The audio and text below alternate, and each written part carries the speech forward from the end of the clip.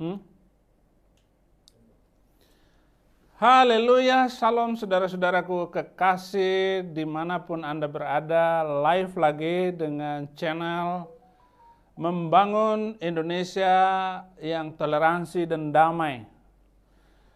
Untuk membangun Indonesia dan toleransi ini kita memerlukan agar semua orang-orang yang menjadi pemimpin agama mana saja agar silent, agar sopan santun di dalam memberikan tanggapan-tanggapan.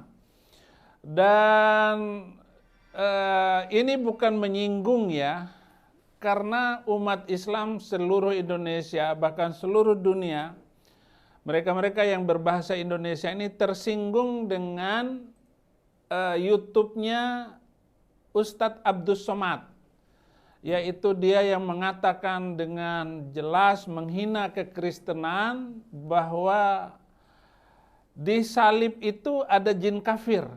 Nah, videonya viral sekali dan ini sangat menghina.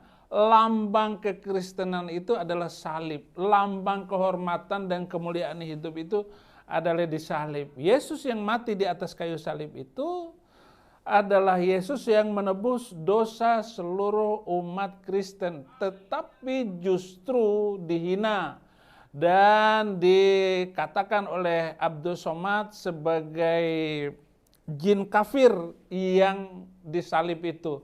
Padahal yang disalib itu semua sejarah Alkitab berkata bukan jin kafir tetapi Yesus Kristus Tuhan dan Juru Selamat orang Kristen.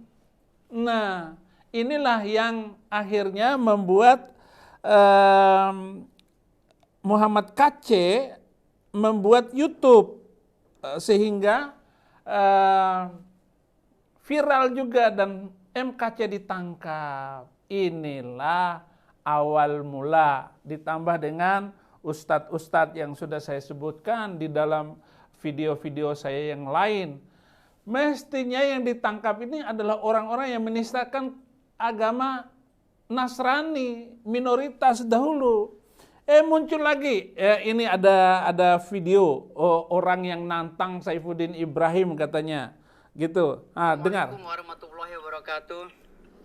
Kepada masyarakat Bima, Dompu yang dirahmati oleh Allah Subhanahu wa taala, saya meminta sampaikan video ini kepada pendeta yang telah murtad menjadi murtadin.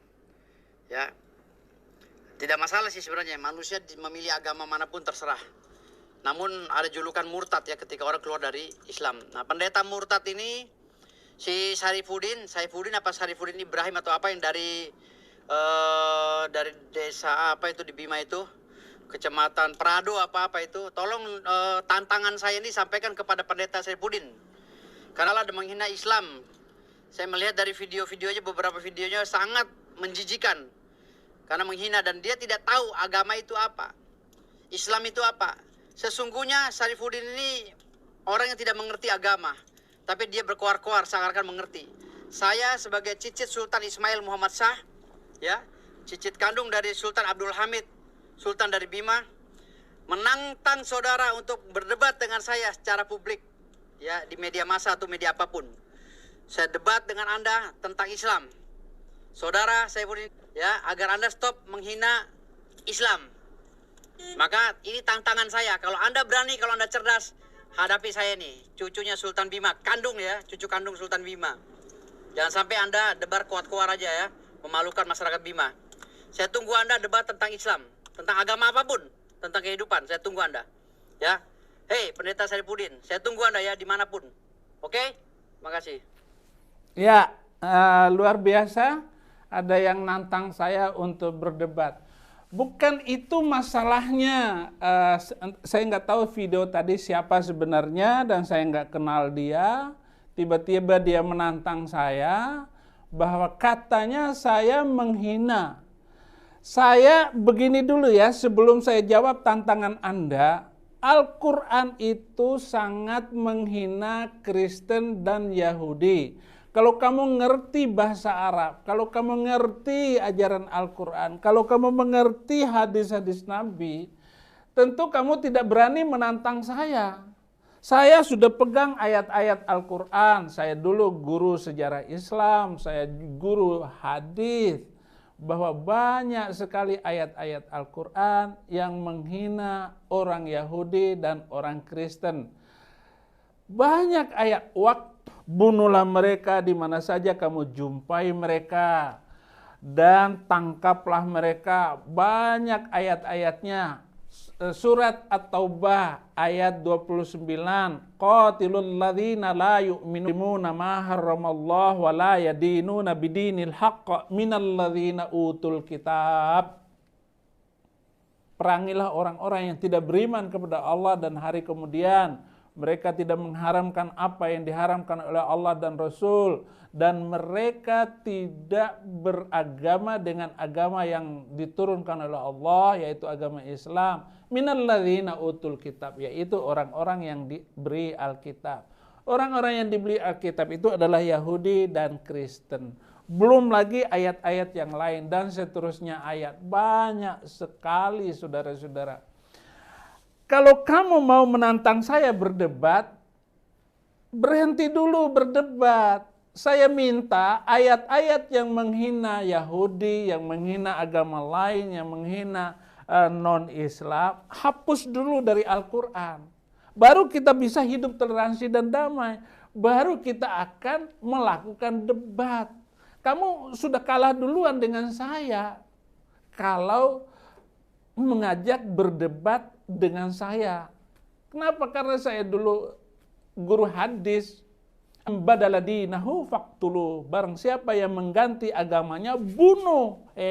Jadi menurut hadis saja, orang yang menukar agamanya, yang kamu tadi bilang murtad, itu boleh dibunuh, bukan diajak berdebat.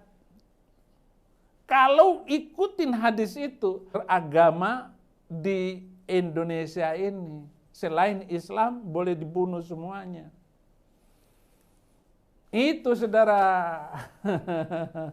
Jadi walaupun kamu cucunya Ina KU ama KU, saya tidak ada urusan dengan itu. Dan channel saya ini bagaimana membangun kesadaran beragama agar semuanya memahami makna Pancasila, yaitu Soekarno-Hatta. Cita-cita proklamasi inilah yang mau kita bangun. Bukan berdebat konyol seperti itu. Saya nggak ada gunanya debat dengan kamu. Saya juga nggak kenal kamu. Kalau ya nggak boleh begitu. Nah, hari ini channel Saifuddin Ibrahim akan mengangkat satu topik, ayat-ayat yang dibaca oleh MKC sehingga dia ini ditangkap. Jadi membaca ayat Al-Quran. Sehingga kalau MKC ini dikenakan pasal penistaan agama, tetapi MKC membaca ayat-ayat Al-Quran seperti yang tertulis itu. Nah, ketika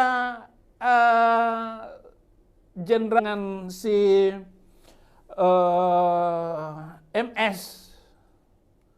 MS itu memegang MKC dari belakang, kemudian melakukan pertanyaan-pertanyaan, benar nggak apa yang kamu baca itu? Lalu dijawab oleh MKC, saya membaca surat Al-Jin ayat 19. Di dalam Al-Quran itu ada surat membantah bahwa Abdus Somad mengatakan di salib itu ada jin kafir. Kenapa ada jin kafir? Karena di salib itu ada patung. Patung itu ada jinnya. Lalu dijawab oleh MKC bahwa justru kan ayatnya surat Al-Jin ayat 19, wa annahu lama qama Abdullahi yad'uhu kadu yakunu alaihi libada. Dan sesungguhnya itu melaksanakan sholat, itu ada tanda dalam tanda kurung, walaupun di dalam Arabnya itu tidak ada tanda kurung. Mereka dalam kurung jin-jin itu berdesakan mengerumuninya. Itulah yang dijawab oleh MKC ketika tanggal 26, kira-kira ada 8 orang yang menyiksa itu. Saya nggak tahu penyidik kasus ini katanya hanya menemukan 5 orang. Padahal ada 8 orang. Menurut kesaksian MKC sendiri. Karena orang yang masuk. Nah yang lucu setelah mereka membuka Al-Quran, surat Al-Jin ayat 19, ternyata ayatnya ada. Mereka diam dan malu. Karena menjawab videonya Ustadz Abdus Samad tadi. Nah inilah hal-hal termasuk inti MKC ditangkap itu. Bahkan penyidik itu nggak tahu, penyidik itu baru kaget. Benar ada ayatnya, ada ayatnya. Dan saya adalah saksi yang meringankan MKC. Dan saya sudah menyampaikan itu. Sudah di BAP oleh penyidik sebagai saksi yang meringankan. Saya sudah mendengar video tangkapan. Saya sudah menyampaikannya itu. Silakan tulis penyidik, ditulis semuanya oleh penyidik. Dan di antara yang saya komentari ini, yang penting-penting saja. Dan karena video-video MKC ini sebenarnya masih bisa dibuka. Saya masih bisa membuka video MKC. Tetapi ketika saya disidik, saya dimintai keterangan sebagai saksi yang meringankan, saya sebutkan semuanya. Antara lain ayat-ayat yang disebutkan oleh MKC itu alias Muhammad KC menjelaskan surat Al-Jin, sehingga kenapa Nabi Muhammad dikerumuni oleh jin marah agar menangkap MKC dan diproses sampai dia masuk penjara. Inilah sebuah majelis ulama itu. Aneh juga ini majelis. Kerjanya hanya melaporkan orang. Padahal dia sendiri nggak tahu ayatnya. Ayatnya jelas sekali. Cuman karena ayat ini banyak orang Islam tidak paham ayatnya. Dan akhirnya membuat tafsirannya sendiri.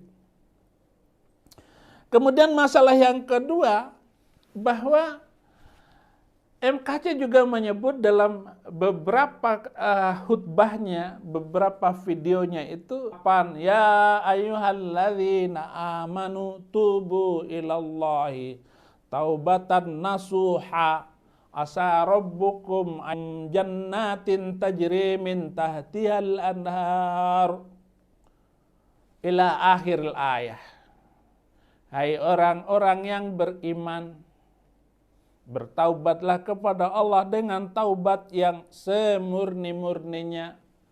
Asa rabbukum ayyukaffir ankum sayyiatikum. Mudah-mudahan kesalahan-kesalahan kamu dan memasukkan kamu ke dalam, dan sampai akhir ayatnya. Jadi di dalam Islam itu, jadi gitu maksudnya yang diterangkan oleh Muhammad KC. Walaupun kita ini sudah bertaubat, sudah beriman, ya, tapi masuk surganya mudah-mudahan. Lalu dikembangkan oleh Muhammad KC bahwa yang berkaitan dengan masuk surga itu adalah anugerah Tuhan.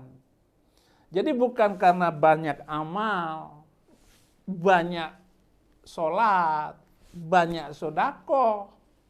Masuk surga itu untuk mendapatkan anugerah sebagai hadiah dari Tuhan.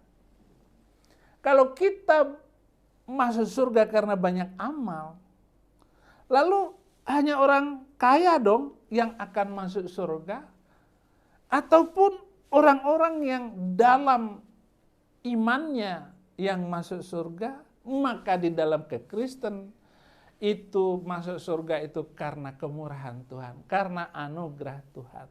Kita tidak bisa masuk surga dengan banyak amal atau karena kita keturunan raja, keturunan dari kiai, ustadz, ataupun dari keturunan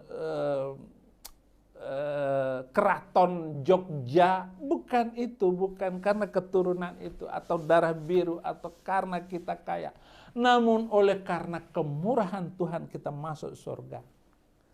Nah, inilah yang diomongkan, inilah yang diomongkan oleh MKC di dalam videonya, sehingga dia mengutip ayat ini. Kemudian ayat yang lain yaitu surat Al-Ahqaf ayat Tasi'ah, yaitu ayat yang ke-9. Ahqaf ayat 9 ini di mana ketika itu Nabi Muhammad ditanya oleh orang Yahudi dan orang Kristen Nasrani, apakah kamu masuk surga atau tidak? Nabi Muhammad menunggu 1 minggu agar turun ayat untuk menjelaskan apa permintaan mereka itu, maka turunlah ayat 9. Qul ma kuntu bikum ma yaf'alu bi wala bikum ana illa nadhirum mubin. Itu ayat Al-Qur'an sebagai jawaban terhadap orangnya. Artinya begini, ayat tadi, kata, dan aku tidak tahu apa yang terjadi atasku, dan aku juga tidak tahu apa yang terjadi atas kamu, apakah kamu selamat atau jawaban surat Al-Ahqaf ayat 9 itu. Jadi Nabi Muhammad sendiri tidak berani memastikan apakah dia masuk surga atau tidak, apalagi umatnya. Dan ada beberapa hadis yang saya hafal, tapi ya saya lupa riwayatnya siapa. Hai Fatimah, minta apa saja daripadaku, aku berikan. Tetapi untuk keselamatan, maksudnya untuk surga itu adalah urusan kamu. Yang berkaitan dengan hal yang sama tentang amal dan perbuatan manusia. Lakilah, aina abi, dia bertanya, di mana bapak saya? Maksudnya finnar, dia di neraka. Lalu kecewalah orang itu dan pergi. Kemudian sini, tahan. Dia panggil lagi orang yang bertanya tadi, sawa abi finma, juga di dalam neraka, tidak selamat. Ayat-ayat yang saya buktikan di dalam Al-Quran ini, yang saya bacakan ini adalah jawaban MKC terhadap beberapa dialog antara Islam dan Kristen selama ini. Dan itu sudah puluhan tahun. Sebagai jawaban orang-orang murtadin, sebagai jawaban orang-orang Kristen yang tidak diketahui oleh orang Kristen yang baru lahir dari Kristen. Jadi orang-orang Kristen gak bisa menjawab selain orang-orang yang murtadin. Jadi saya ini bisa menjawab karena saya dulu Muslim. Jadi bukan, enggak ada urusannya dengan lu mau agama apa atau bagaimana, itu enggak ada urusan sebenarnya. Hanya karena kekristenan ini diinjak-injak, dan bayangkan Insan Moko Ginta saja itu membuat 47 buku. Yaitu Kristen. Tetapi begitu ketemu saya, Insan Moko Ginta tunggang langgang ngelawan Saifuddin Ibrahim yang menurut orang itu manusia kurang ngajar katanya, murtadin. Jadi saya menanggung penghinaan-penghinaan yang terus menerus, termasuk video tadi dia ngeledek saya, si Saifuddin katanya. Enggak apa-apa kamu bilang si, sopan sedikit dong, kan saya lebih tua dari kamu. Saya ini ngomong kalau berani berdebat dengan saya. Tapi kalau ngomong seperti itu saya nggak mau jawab tantangan kamu, nggak ada gunanya. Dan saya sudah takar otak kamu itu seberapa kekuatannya, mental kamu seberapa. Dari cara omongan kamu juga saya sudah tahu iman kamu seberapa. Saya bukan menjawab tantangan kamu, saya menantang yang lebih hebat dari kamu. Pasti nggak bisa jawab. Karena saya sudah menguasai poin-poin perdebatan antara Islam dan Kristen. Dan karena saya sanggup menjawab dan membuktikannya itu, maka banyak orang Islam masuk. Jangan-jangan kamu nanti tekuk lutut. Kalau kamu kalah, berani kamu masuk Kristen. Kalau saya kalah, saya masuk Islam. Itu harus tanda tangan di atas materai 10.000. Dan harus ada wasit yang bisa membuktikan siapa sebenarnya yang menang kalau kita berdebat. Tapi maaf ya, saya tidak akan meladeninya. Kemudian ada lagi ayat selanjutnya yang ditantang oleh, yang dibacakan oleh MKC sehingga khutbah-khutbah MKC ini masuk akal, fresh di otak kita, dan kita terbebas dari tekanan-tekanan agama itu. Surat Maryam ayat 71 dan 72, demikian bunyinya, wa im minkum illa wariduha kana ala rabbika hatman maqdiya thumma nunajji alladzina taqaw wa nadharu adh-dhalimina fiha jithiya. Indonesianya begini, artinya begini. Dan tidak ada seorang pun dari kalian melainkan akan mendatangi neraka itu. Wa im minkum illa wariduha. Dan tidak ada seorang pun dari kamu semua illa, demikian itu adalah sesuatu yang sudah ditetapkan, sudah dipastikan. Kemudian kami akan menyelamatkan orang-orang yang bertakwa dan membiarkan orang-orang yang zalim di dalam neraka dalam keadaan berlutut. Jadi semua orang Islam itu menurut ayat ini akan mendatangi neraka. Nah, akan mendatangi neraka itu. Dan menyelamatkan orang-orang yang bertakwa dan membiarkan orang-orang yang zalim dalam neraka dalam keadaan berlutut. Jadi dengkulnya ini sambil berlutut begini. Itulah balasan. Wah, begitu MKC baca ayat ini, akhirnya dia bertambah kuat di dalam kekristenannya. Daripada saya tetap di Islam, lebih baik saya masuk Kristen. Karena masuk Kristen itu pernyataan Tuhan Yesus Kristus bahwa setiap orang yang percaya akan diselamatkan. Dan semua orang-orang Kristen yang percaya kepada Isa Al-Masih Yesus Kristus akan masuk surga. Lah kalau tetap di Islam,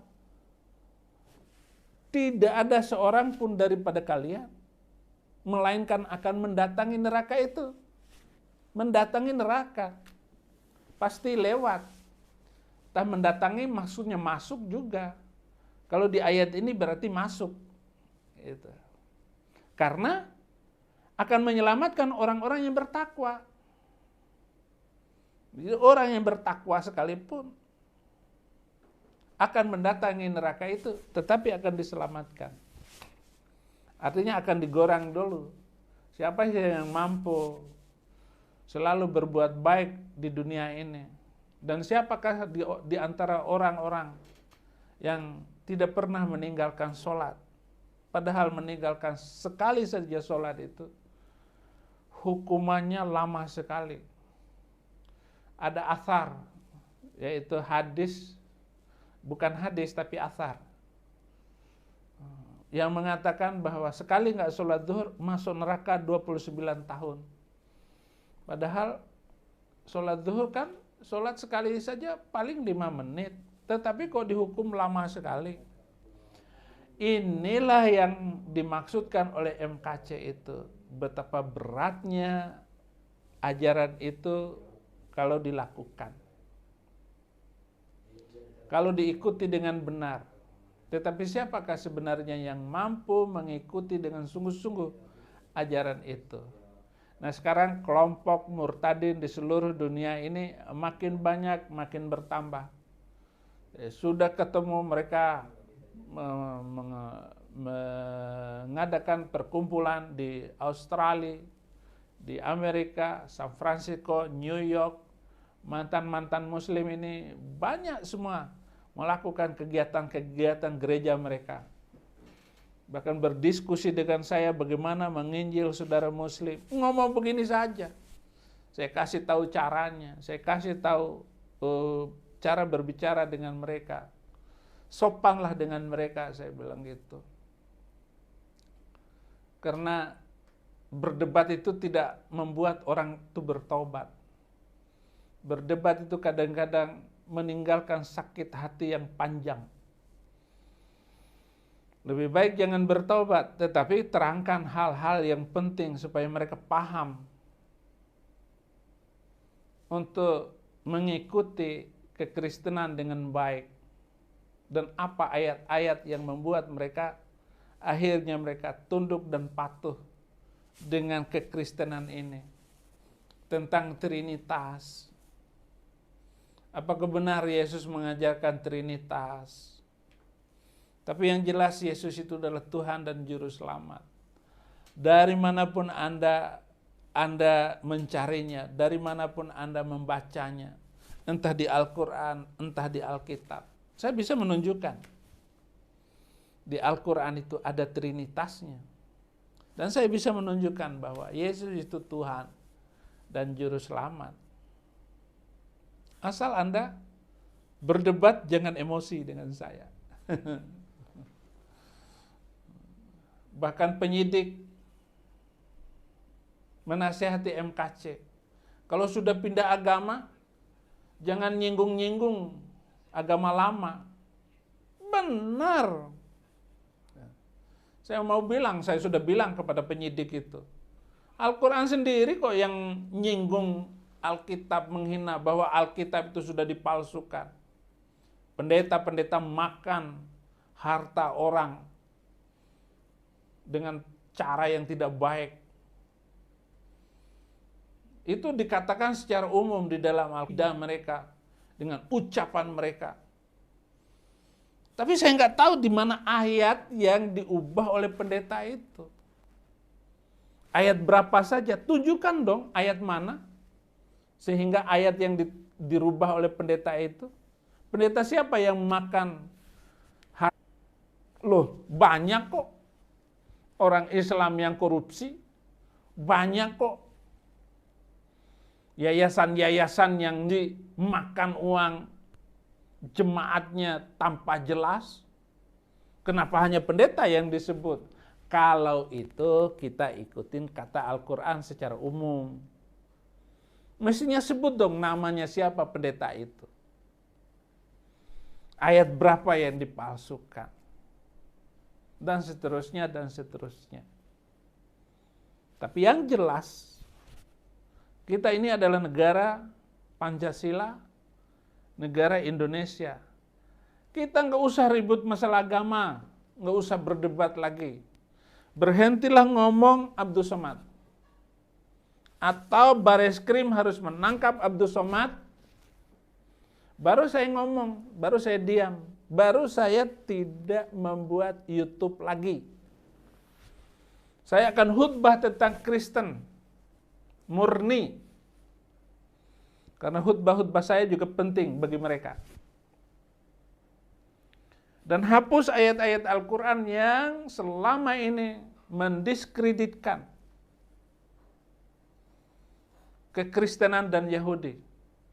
Di surat pertama saja, semua tafsir Al-Quran itu, ihdinas siratal mustaqim, tunjukilah kami ke jalan yang lurus, siratal ladzina amta alaihim, yaitu jalan yang telah engkau beri nikmat atasnya, dalam kurung Islam. Ghairil maghdubi alaihim, bukan jalan yang dikutuki atas mereka, dalam kurung Yahudi. Cari semua tafsirnya. Waladdallin, bukan juga jalan yang tuh. Itulah ayat-ayat yang menghina kekristenan. Jadi dari surat pertama saja kita sudah tahu ayat yang menghina Yahudi dan Kristen. Banyak lagi ayat-ayatnya. Saya tulis, saya sudah kumpulkan lebih dari 300 ayat di dalam Al-Quran. Pasti menghina kekristenan. Jadi saudara-saudara tidak diam saja kalau diejek. Berikan kepada keluargamu, saudaramu, biar mereka juga mengerti, agar tidak menghina kekristenan, minimal tidak menghina. Mari kita hidup toleransi dan damai. Ustadz Abdul Somad, mari kita hidup toleransi dan damai. Agar kita membangun Indonesia yang penuh toleransi dan damai. Indonesia yang harmonis. Indonesia yang tidak ribut masalah agama. Silakan kamu beragama, tapi jangan mengganggu agama orang lain. Selama Abdul Somad belum ditangkap, saya akan tetap berbicara, membandingkan Islam dan Kristen. Atau seperti pemerintah Cina.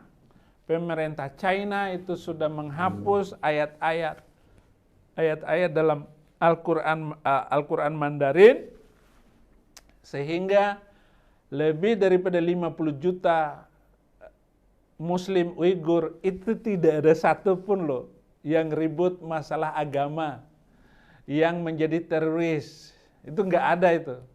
Teroris muncul tembak langsung, karena Cina itu lebih penting ekonomi daripada ngurusin agama. Haleluya. Terima kasih banyak atas perhatiannya. Komen, silakan di komen ya, di like, di subscribe, tekan loncengnya. Saya nggak bisa untuk komen kayak begini nih, karena saya kalau bisa berkhutbah itu sudah kemurahan Tuhan sampai hari ini. Nonton juga itu subscribe teman saya di New York yang membuat channel kekristenan agar nama Tuhan dimuliakan. Terima kasih. Tuhan Yesus memberkati.